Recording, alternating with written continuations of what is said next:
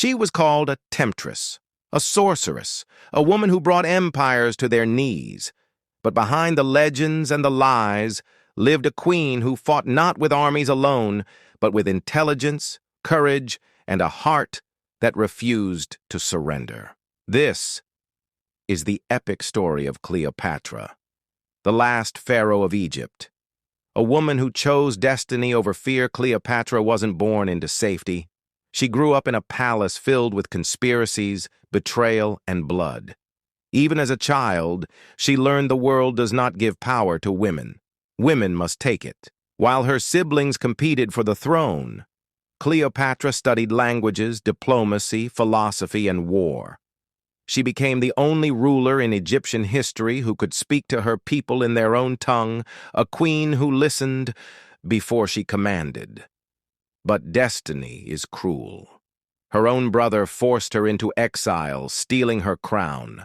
Alone, hunted with an empire slipping from her fingers, Cleopatra made a choice. She would not disappear quietly.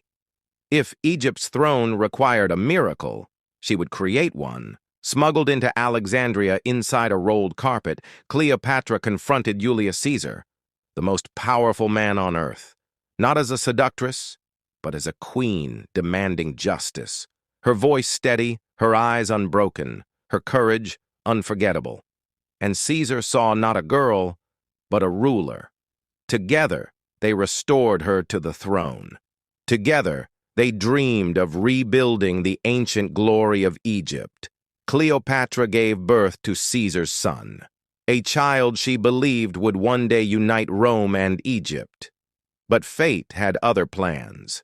When Caesar was assassinated, the Roman world crumbled into chaos. And once again, Cleopatra stood alone against a storm far bigger than herself.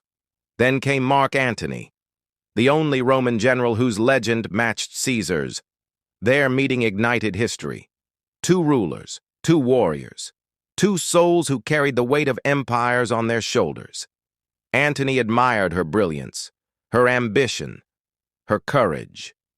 Together they formed an alliance Rome feared deeply, a union that could change the world. The Roman Senate declared them enemies of the Republic. Octavian, hungry for power, launched a war to destroy them.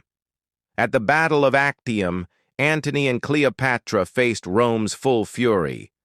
Their ships burned, their men fell, their dreams shattered against the waves. But even in defeat, Cleopatra did not break. She still believed Egypt could rise. When Antony died in her arms, Cleopatra made her final choice. She would not crawl before Octavian. She would not become a trophy in Rome.